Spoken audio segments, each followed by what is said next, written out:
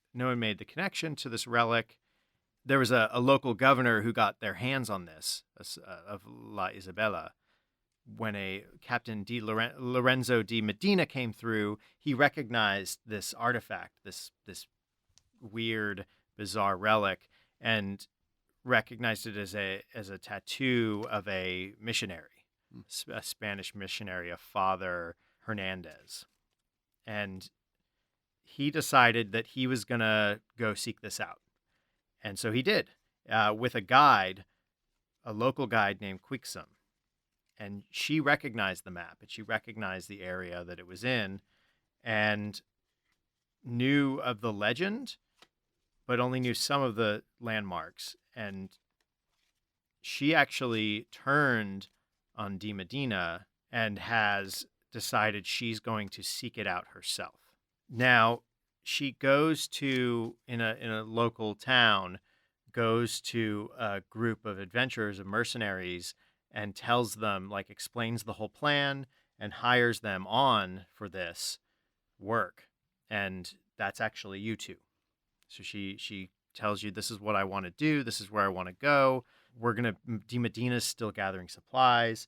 It's going to take him some time to get over there, and lays out the whole plot. And you guys are going to, like, she's got everything ready already. She knows how to navigate this thing. You guys are going to be good. Unfortunately, the next morning, as you're setting out or waiting for her to set out, you learn that she's been captured and executed for her treachery by Di Medina. You now have all the information you need to seek out this artifact and temple, and you've got to lead the jump on Di Medina. He doesn't know that you guys are searching. We should leave soon. Yeah, we should get out of here as soon as we can. Do you know of this place? I've heard only legends and, childhood stories. I would have said that it's not real. I've been around and I've seen the area. I've explored a lot.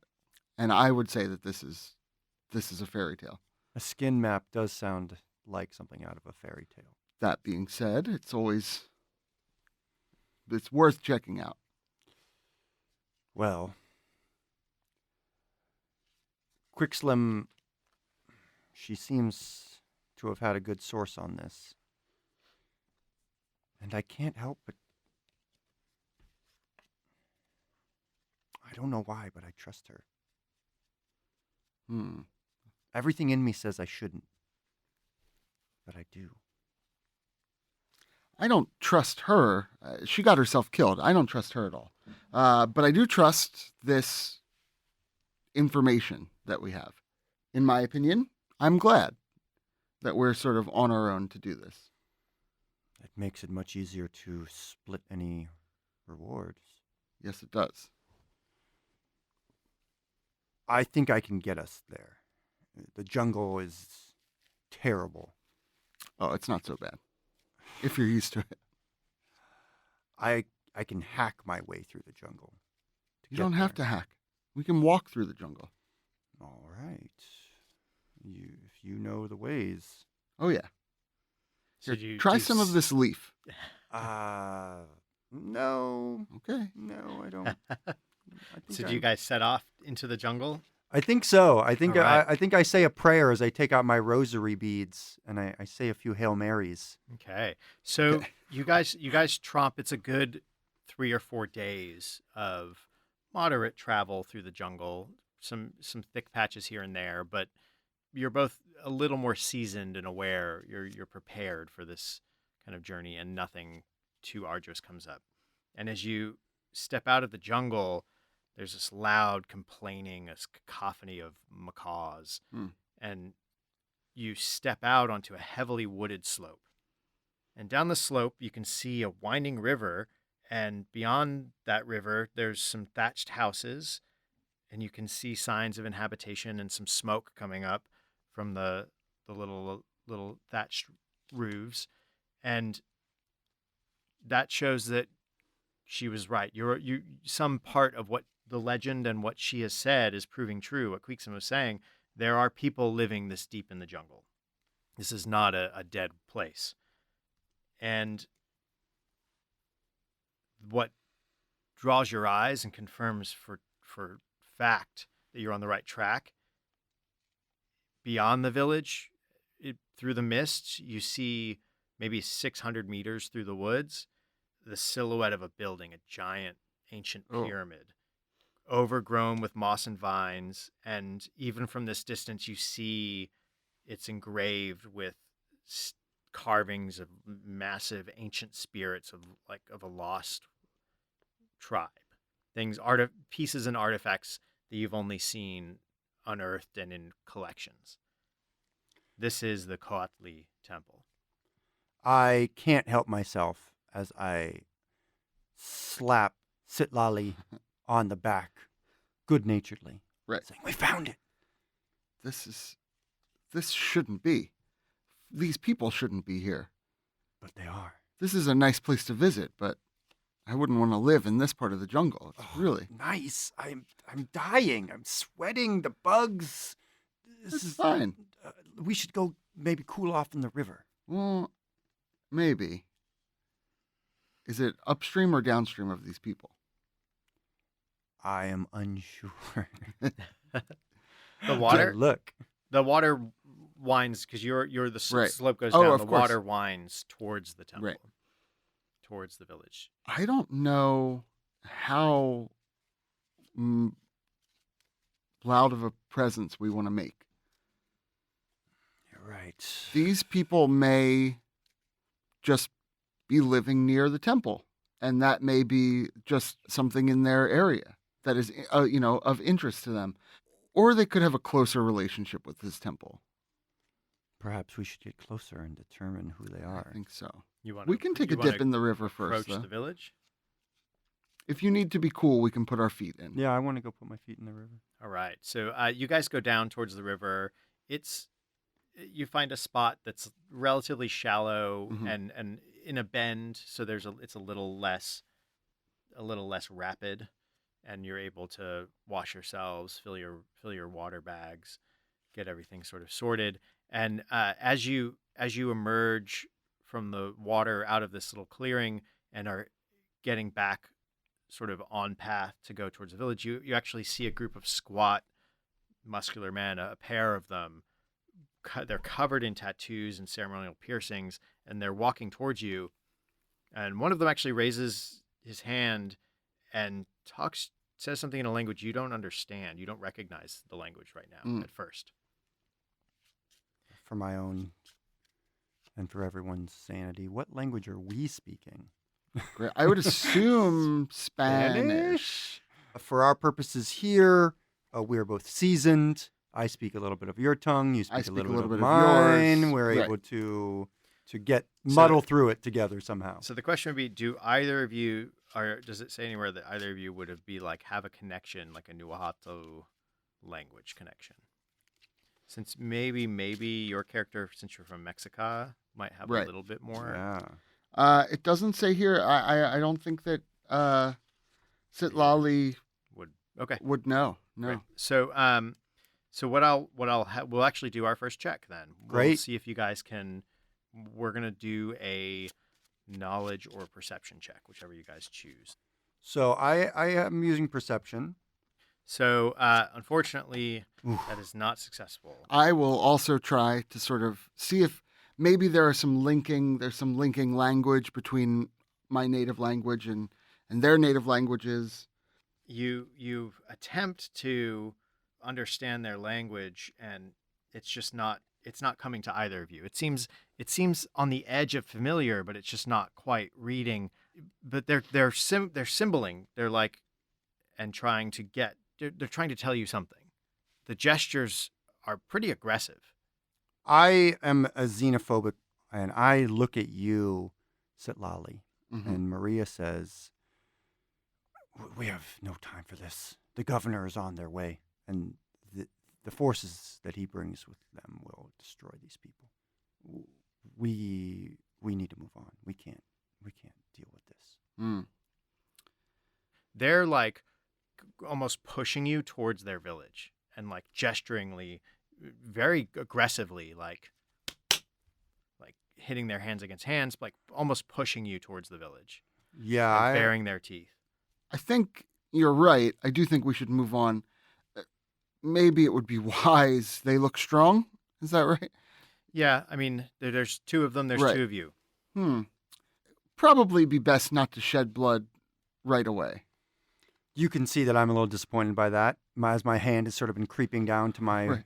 long steel rapier. But there is a village full of these people. Right. And you're definitely right. And we have to go past that. But we can't go. Do you want to go to the village with them? No, I don't really want to do that. I think we have to. We can go to the village with them, or we can meet the village when they chase us on the way to the temple. That's what I would do. I guess you're right. Yeah.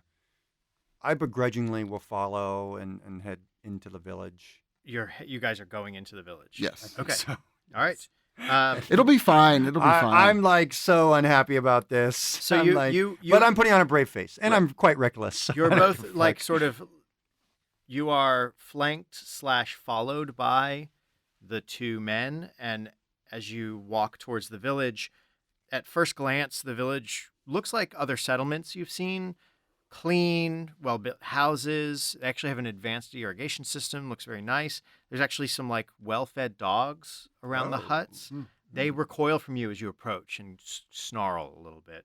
The only off-putting elements are the designs and decorations. It's not of your experiences.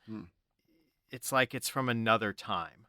It's like you've stepped into another time with the way that the decorations, the layout, the structure and organization is familiar, but the language the people are speaking and the decor and the tattoos and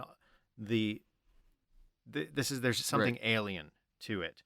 As you sort of ponder this, you see an elder man step into your path, and he's flanked by more of these guards. These ones are larger yet and have more weapons on them than the two following you. But he actually has a sort of a gentle, soft face, this old man, and he's dressed in a simple white tunic and cloth headdress, that of a peasant, actually. It's a very like simple garb. And instead of talking to you, he just slams his staff into the earth, and you actually feel kind of dizzy. Yeah, I had been putting my hand up for him to take it and like kiss it or something like that. Right. And as his staff hits the ground, I sort of become a little woozy and start Right. shuffling backwards. And Sitlali is just really his he can't focus. Like his eyes are everywhere before this. Like he doesn't even notice you putting your hand out to be kissed, because I think that he would maybe try to slap it away. He is an explorer. He's so curious at heart. And he cannot get over these designs that he's seeing, this whole world. He squints at you as you kind of talk to one another and looks at you with some disapproval. Actually looks at the two people who brought you in and says in that same language, like two brusque phrases. I would like to just try to appeal to him as a sort of non-threatening traveler without using language, just trying to use my charisma and also just all of the information that I have as a native to these lands, a sort of a guess at what, even if there's a culture that I don't understand here, I think my character would feel like we're coming from some sort of place of, I don't know, connectedness. Mm-hmm. And are you speaking this, or just how are you trying to portray this? I am trying to portray it. Well, I guess I would speak in my sort of native language in case he also understands it. Just saying that, we are just passing through. We are travelers. I don't say that we're heading to the temple. Okay. And then I sort of do what I would do to the leader of my community. I act in that same way, whether that is, bowing or standing up straight or whatever is sort of would be right for my community. That's what I do as well. And Ken, what do you do? Maria is incredibly uncomfortable. She is surrounded by tribes people. She is worried that might attack her. She feels insecure. She feels uncomfortable. She also feels like she is intrinsically better than these people. Her quote-unquote civilization and her technology but there are so many of them here. She allows, or rather waits, for Sitlali to finish his words. She doesn't know what he's saying. Maybe she understands maybe one or two things, possibly, but it's very complex, and he's talking so fast. So what she does is she pounds her chest twice, and then points at herself, and then points at the pyramid. Oh. Sitlali says, oh. What I want you to do, you guys are going to make a charisma check. Great. He actually says, welcome, in Spanish. Oh. Oh. Oh. De nada. Thank you. What is this place? We are the Atlaka. We are caretakers. We live in the shadow of the temple. That's why we're coming through. Do you worship at the temple? We inherited the land, inherited the care, the task. We inherited the temple. We seek to enter the temple. Huahi guards Coatl. He tests warriors. Wahi? Who is Wahi? I'm not the leader of the Atlaka. The leader is Huahi, there in the temple. If you're worthy, the Quato will be born for you. It will uncoil for you. Uncoil? We're looking for a gem, aren't we? Yeah. Well, okay. That doesn't sound good. Can you vouch for us? Speak to our... We came all this way. We must be fine. Again, I do not speak for the temple. I do not speak for the people. We follow Huahi. And if you were to defeat Huahi, we would no longer be forced to watch the temple or follow him as our leader. We could leave. You want to leave. We are only the beginning. More come after us who are not as friendly. Right. The Atlaka have fallen. We are diminished. Too long we have waited. Too long we have been simple watchers. It is our time to go if we want to survive. So go. Wahi won't miss you. If he spends all his time in that temple. Time is the friend of Huahi. He talks to time. I don't like the sound of that at all. Their beliefs are not my beliefs. If their chief is inside the temple guarding the gem, then we will have to go into the temple and collect the gem. Yeah. And if we can, in the process, release these people from some debt that they must be in to this chief and let them go free, then all the better. But we should focus on the gem. You're right. I guess, yes, whatever. Their fate will be their fate. Temple is closed. It is always closed. It cannot be entered. Well, we seek Wahi. Yes, we seek Wahi. He will decide if you live or die. We're pretty good at deciding whether we live or die. Thank you. Let's go see Wahi. Is he at the temple? Yes, he is always at the temple. Talking to time. But the temple is closed. But it will uncoil itself for us. If Wahi believes that we are worthy. Makes sense to me. Let's go. Yes. Let's talk to this Wahi. Can we have some help? Will we need help? Are there any of your fighting men or fighting women that could join us? We would be helping you against ourselves, as we are trapped in the purpose of keeping our vigil. But we will not stand in your way. You go on and test your fate. Good enough. I just want to look around. Are there any metal anything around here? Do any of these people have metal? They seem to be like more stone.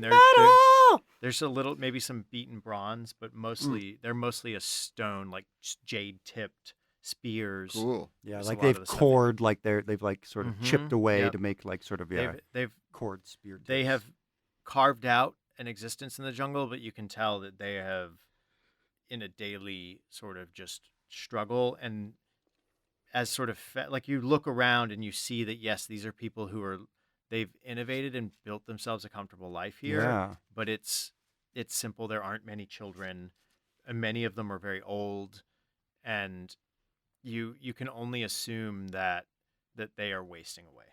Yeah. Okay. There is nothing left for us here. For me here, we should head to All right. the temple. I feel as if we are going to enter into a physical contest with a Swahi. Good. Good. He's just sort of very focused now. He's got his eye on the temple. He's chewing his leaf. Jacked up. He's As getting you guys jacked up a as little you guys bit. walk along. After a few He's minutes, a little agitated. you actually notice that the terrain is slowly sloping upward, but it's not the terrain. The earth and roots and undergrowth are actually covering carved stone steps. The jungle grew over a massive stairway, Oh, and you are simply ascending this stairway. Oh. cool. That's a really nice visual. That's really cool. And as your climb reaches its end, you reach a great pyramidal structure with carved spirits and monsters on every side. And up this close, they are gargantuan. They are towering over you. There's these and you see even more like carved spirits, monsters, devils out of the nightmares of both of your worlds. Half dozen of them, half eroded columns mark the way to the main staircase. So it really is like a mix of almost like Renaissance style, like It's devils and like it's sort of stuff that is Boschian weirdness, like stuff that is Yes. Very outside of cool. your, like only the weirdest 'Tis the minds. season. Like this is stuff that has not been pictured, but you recognize it in your nightmares. Right. There's an makes eerie sense. silence, as if even the jungle creatures know to be quiet in the presence of this building. I'm a little freaked out. I think I'm going to pull my rapier at this point as my rapier slides clear of its sheath. Shh. So you stand at the I'll pull out the my base dagger of this as well. pyramid. What do you want to do? We have to keep going. And I mean, unless Yeah. should we walk around it? I think we have to keep walking up. Are Yeah. there any? Yeah, you guys continue up the Yeah. stairs. Are there any trees nearby? The trees and roots, they're vines Yeah. that climb up, Yeah. but the trees have been kept cleared from sort of the staircase up. Yeah. But there's only so much that can be kept at bay of the jungle. Yeah. I would like to move stealthily if possible. I'd like Yeah. to. Move, Yeah, I would also like to. You move quietly, Mhm. and you're very aware. It's so quiet here that you can hear your own breath over the wind. Wow. Yeah, the creak of like This is heavy with time. the creak of my like armor leather straps can Right. be heard. Like I have like that conquistador like metal sort of boat helmet on Right, with the right. sort of the points at both ends. Super wary. So you reach the top of the stairs finally.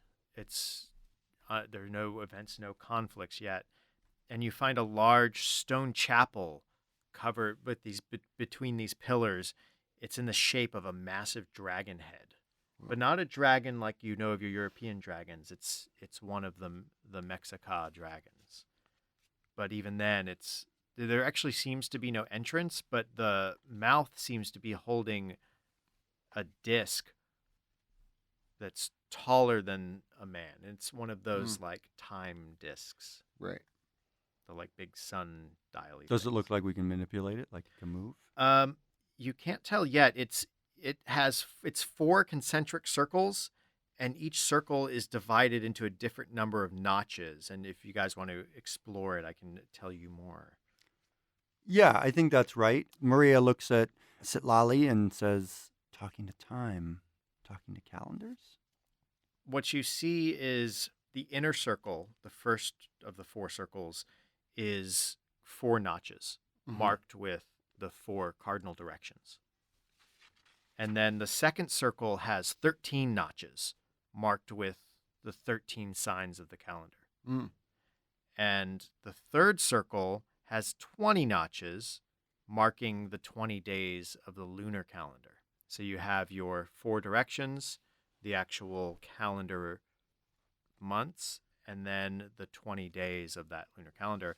And then the outer circle has 52 notches, and you recognize the symbols of the Mokaya kings or saints. These you've seen this many times repeated, this Right. motif. These are common elements in a lot of your culture, and it's something that has existed for a long time. You recognize these are cultural touchstones, all of these things. As you all get closer and both of you get in and are looking for, is this massive thing mobile, you see a smaller hand-sized dial on the wall beside the disc, and it's marked with 52 notches. It looks like it's not covered in detritus. It's very clean. Like it's been used regularly? It's worn, yeah. And there's no one else around here, just us. Mm-hmm. What direction is the dragon head pointing in, if that matters? It points to the sun, so it points to the east. So it points to the east. Okay. Awesome. Okay. Cool. And we roughly know what month and day it is, I would assume. Mm-hmm. Oh, yeah. Is the calendar effectively set to today? The larger wheels? No, it's actually set in a basic formation. Okay. Neutral. Mm-hmm. So let's move the one dial to the east. Yeah. And then let's move the 13 month to this month Right. and the 20 day to today. That sounds right. Okay. So how are you guys doing this? I am manhandling these things. I have a lot of strength. So you're I'm trying to- attempting to move the I'm big trying disc. to move the big disc. It's immobile. Oh. It is fixed. Okay. So now it's Will not give. the 52 Saints. It's larger than you, this thing, Yeah. and all stone I am through. pissed off as I kick it. Is it Curse you to hell. Is it set to a particular saint that we could see? It's actually in a set rotation. It's all at the basic, Right. like, 1 1 1 1, like position, the first position for all of the things. Right. And the hand dial, is it set as well to the first position, or is it more? Right now, it's also in a sort of neutral set position. What do we know about this temple? And again, this hand dial has 52 notches in it. That's Right. right. And they represent 52 different saints or sort Kings. of kings. Kings, yeah. Does any of that, Queens. does anything on the dial jive with anything I remember from the sort of tales of the Olmeca people, the rubber people? It's you just know that this is a calendar. Oh, That's what's okay. clear. Like, and there's so much. I mean, it's really like this is a cultural. I mean, it's like someone was handing you a desktop calendar and saying this is a puzzle Right. with a smaller desktop calendar next to it. You like, you I need don't to know. yeah. Right. It's like there's too much information. Do certain kings or saints, are they associated with certain months or certain directions or anything like that? Maria, rather, is definitely turning more to Sitlali for this. She's Right. a little out of her element now that her brawn doesn't work and her kicking things Right, doesn't right. work. Yeah, she's a little Yeah. frustrated. I want to turn the dial just one click. You notice that you turn that click, and each of the 4 circles goes independently, like in the larger thing. Yeah. Yeah.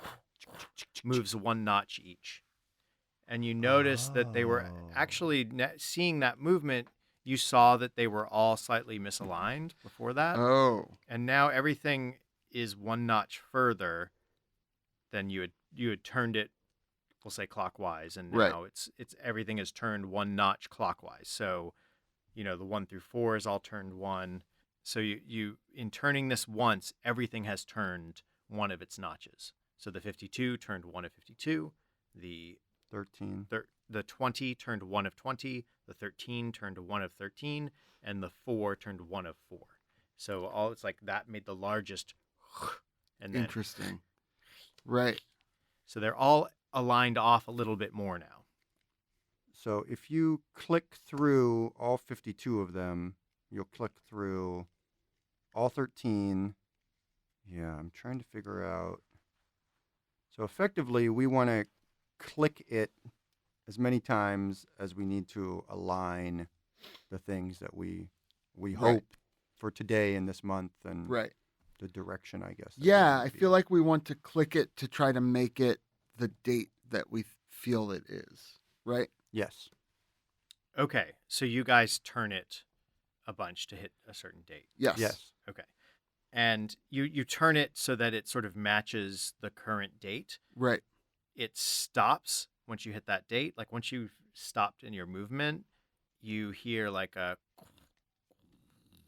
dial resets and the stones reset to their misaligned like initial position from when you first turned the thing, and a black Icarus smoke pours out of the thing, and a creature takes shape next to you What no. the what? and begins to move on you. A smoky creature? A creature of smoke? Mm-hmm. Oh, good. Bring it on, smoky creature. This is bad news. so- This is bad news. Let's. Your initiative is there at the top of the thing. You will both have the ability to move on this thing first. Don't have much else going on for me, so I'm going to rush it with my sword. You guys can swing on this thing. Okay, then that's exactly what I do. My rapier is at the ready, and I throw myself in front of Sitlali as I attempt to pierce the smoke. All right, that is enough. You run it through, and you see it sort of shred and howl. Oh, Nice. You cannot stand against Spanish steel. It pulls back and is rearing for an attack, but you're up now, Jocko. I will use my atlatl to wing a spear right at the creature's head zone. Okay. All right. So that is enough. You whip the sphere through it, and it just evaporates and howls. Nice. And your Great. item, you're able to gather back your spear, but you do take some deterioration. Oh no. You are now still staring at this disc. What do you guys want to do? Do you want to do a knowledge check to see if we can learn a little more? Yes. Yes, for please. sure. That'd be great. You're able to discern that to align it correctly, it's going to take full rotations. That is, turning the exact number of notches it requires to complete its full count. Partial rotations will misalign the circle and possibly call about the smoke creature. So to align it, you need to make full rotations to the exact number of notches required to its full count. And the partial rotations will cause problems. Oh, okay. So our problem was that we tried to set it to a date when really what we should have been trying to do is reset it because it was unaligned. Mm-hmm.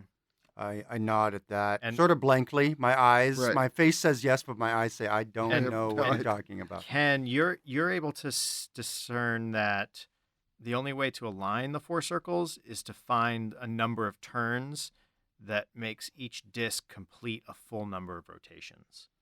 Yeah. So it's only by the only way you're going to get everything to line up is to have them end up everything is turned enough times that they all line up at their starting position. I feel like Lucky 13. I Yeah. think we should turn it 13 times. So each notch, Yeah. every time Oh, you that turn couldn't the notch, be right because the Yeah. 52 wouldn't Right. turn all the way around. So it needs to be at least 52, but then the 20 wouldn't be realigned.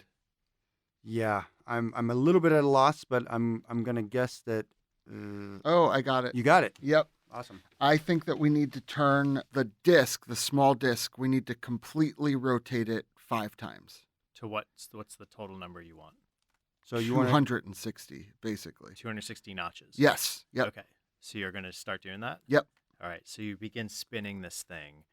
You spin it, and the wheel just starts rapidly twisting, and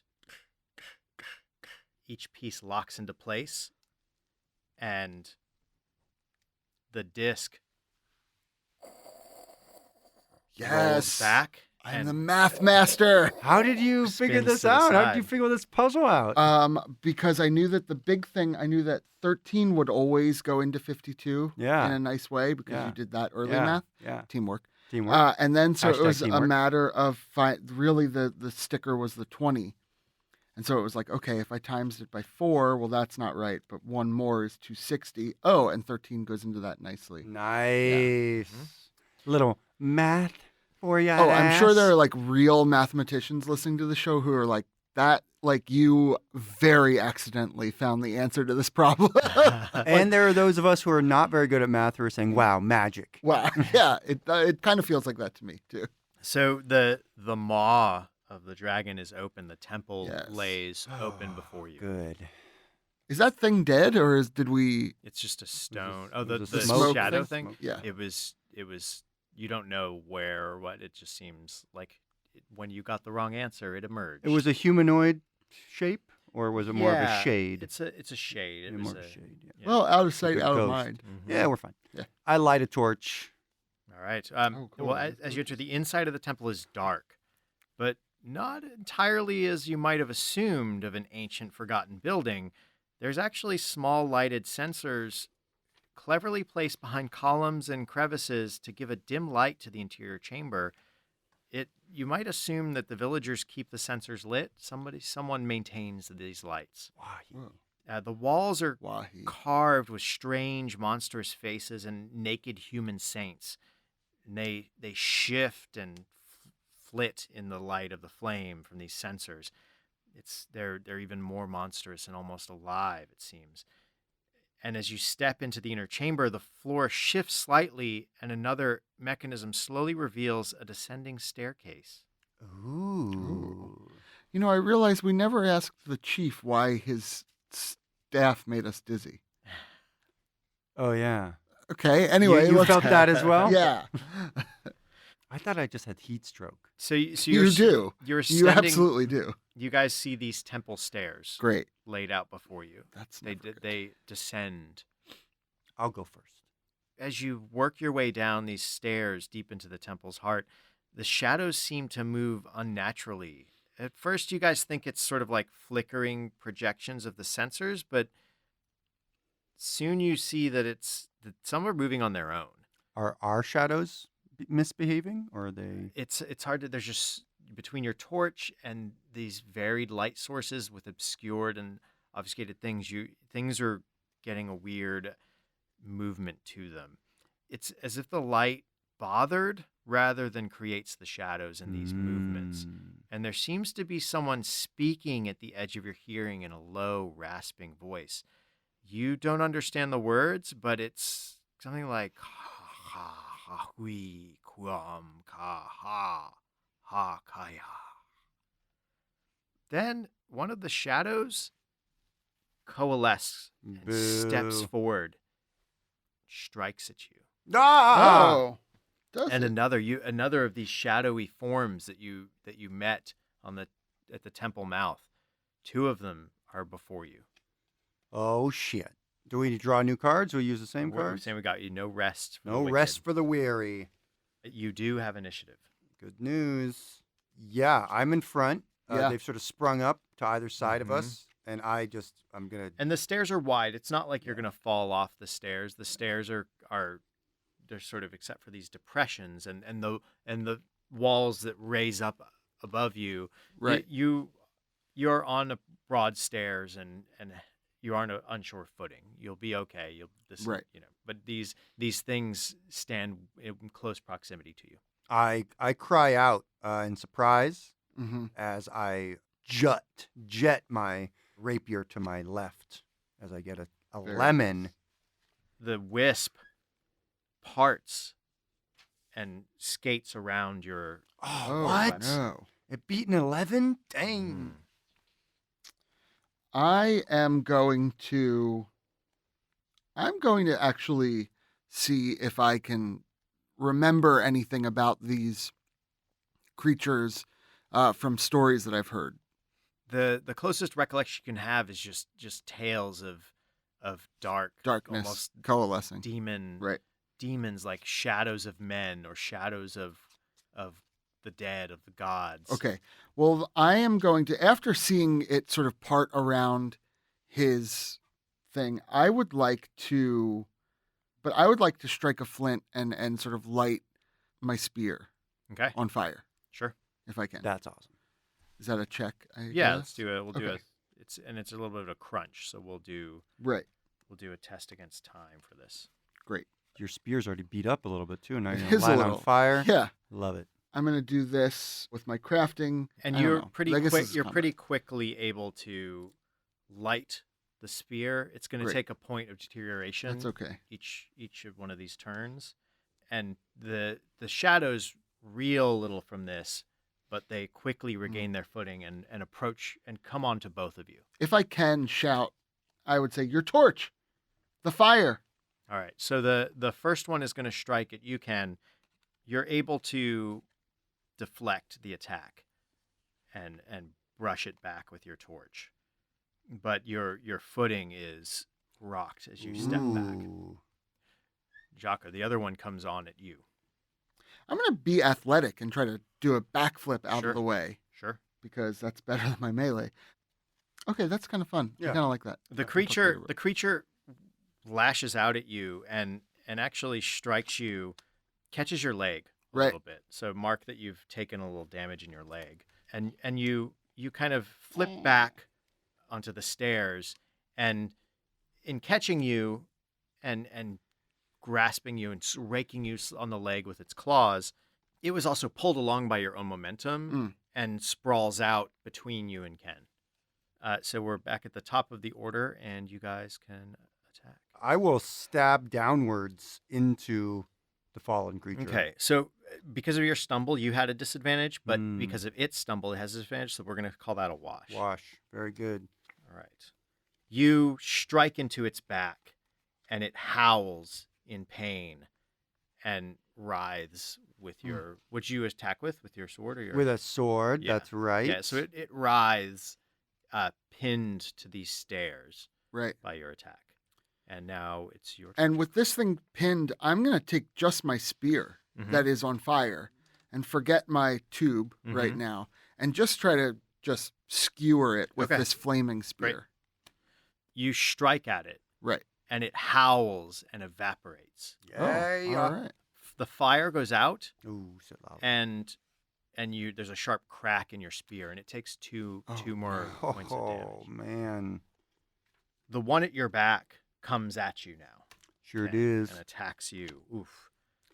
You turn. The other one has evaporated as the mists of it are gone from your sword. You whip your sword around just in time, and your torch whirring, and it rears away. The speed of that action has caused you to catch your footing yeah, on the to stairs be again. stumbling. I mean, having a shadow right in my face. So you're exactly. I'm like, you're ah! dancing very very carefully on these stairs and being very active, and this thing is about you. So now we're back at the top.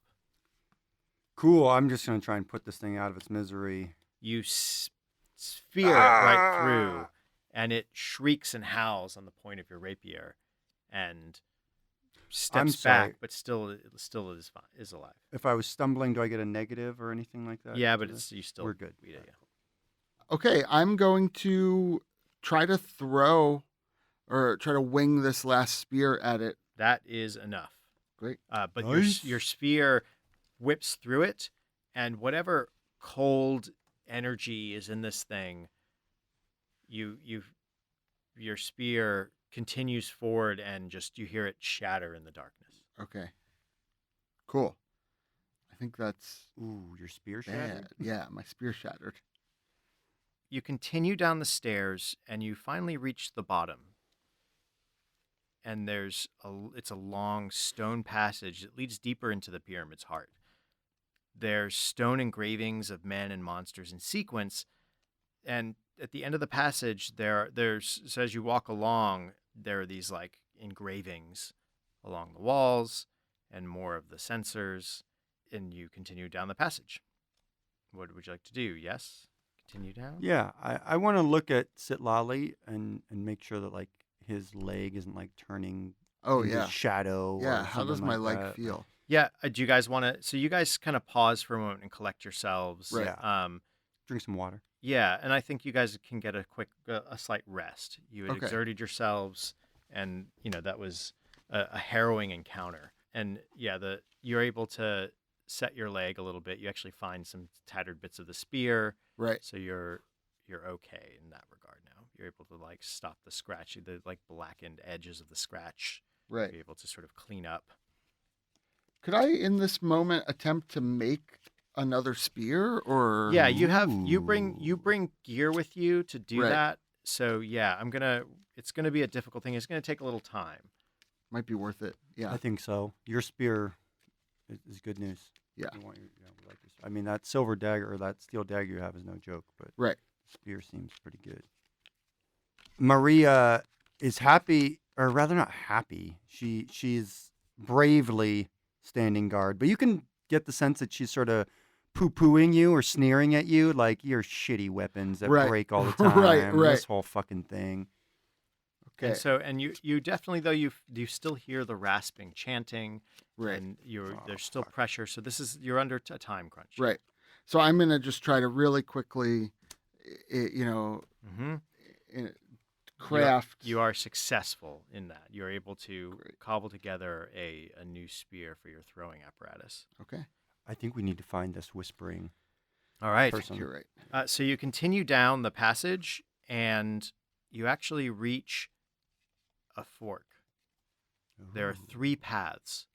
One goes straight, another goes left, and another goes right. Are there any symbols or stark symbolism associated with these paths? It all seems to, except for the continuation of the history or whatever, like writings or codex of art and script carvings that are on the wall. There's no other discerning factors of which direction leads to where. I guess that's an interesting question. Does the wall art teach us anything that we don't already know? Or for Maria, this has just been like spooky, scary Right. werewolf bar mitzvah type stuff. You Okay. know, boys becoming men, men becoming wolves. You know, Yeah, well, is there an actual Yeah, so story let's say here? while you were crafting the spear, you actually walked this passage up and down. Yes. And just look with your torch, kind of discerned you actually see that this is a whole history of the temple as written on this passage. Oh. It was once, you see that this was once the religious center of the civilization. This one that the old priestess had referred to as the Mokaya, Mm-hmm. some sort of ancestors to what might be the Olmeca or this Oh village my you saw God. outside. Yeah, the rubber people. And maybe even every continent or culture on the continent. It even predates the Aztlan culture, even though it's very, very old is what It's like what the culture. and Right. and there was the temple was discovered. It was not called Quatli. No one remembers its true name. That's what you've been able to discern. It's not part of any city, but it was a stop for religious pilgrims and journey kings or diplomats. And there were ancient priests who gave blessings, food, water, to travelers here, or made the trips themselves to sanctify a building in their own town or a new royal birth. The head of the priests was Hahui, the chanter man. They said it was him who first learned and taught others how to pray and give worship to the spirits and saints of the other world. This is what you're discerning from this.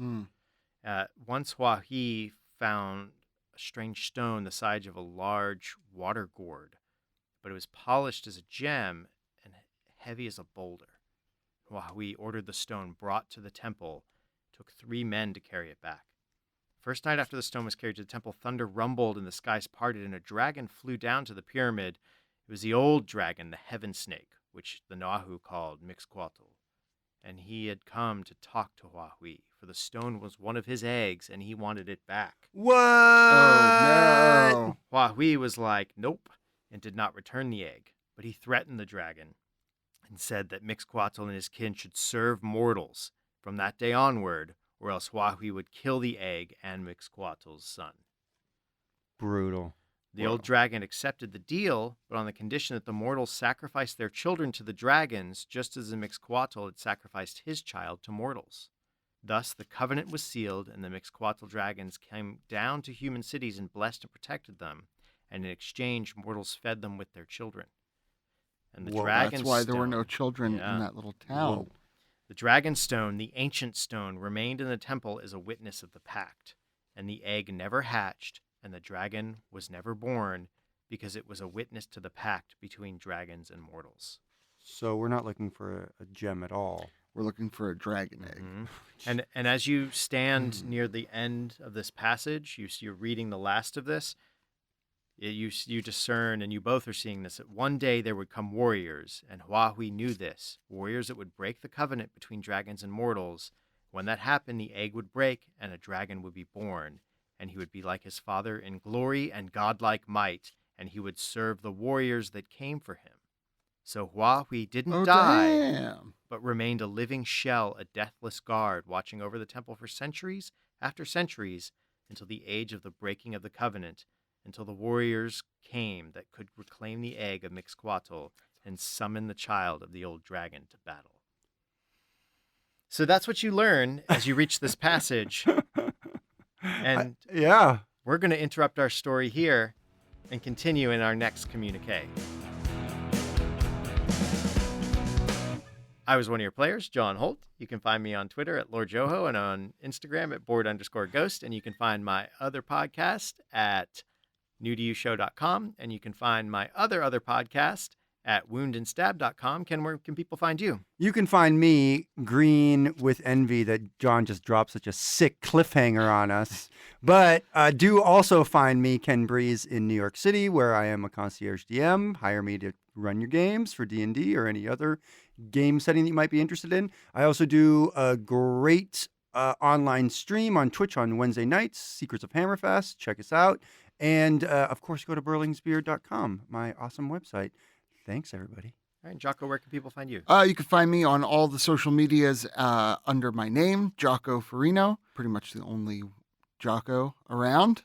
And yeah, and you can check out my writing through those, and my portfolio is on those. So yeah. Cool. All right, to find out more about the players and engine in our story, visit boardghost.com. You can shout out through the ether and try to contact us with a Ouija board. You can also support us and help us in creating more great stories at our Patreon page, patreon.com/boardghost. You know, the more support we get, the more collaboration we have with you guys to make the show better, and we really appreciate it. We are on Facebook at facebook.com/boardghost. We post there. You can follow us there. Also, follow us on iTunes. Leave a review and comments on iTunes. The more reviews, the more awareness people have when they're searching for us on iTunes. Also, if you like the games we play, reach out to us and let us know. Let us know what you'd like to hear more of. Again, we are on Facebook. You can contact us through the website, and you can find us all kinds of ways. We're all kinds of out there. But we'd like to thank Pat Couples for our theme song and interlude music. You can find more about Pat at patcouples.com or his band's website, hotelsandhighways.com. If you're not alone in the void, share our stories. The more they are consumed, the truer they become. Dying till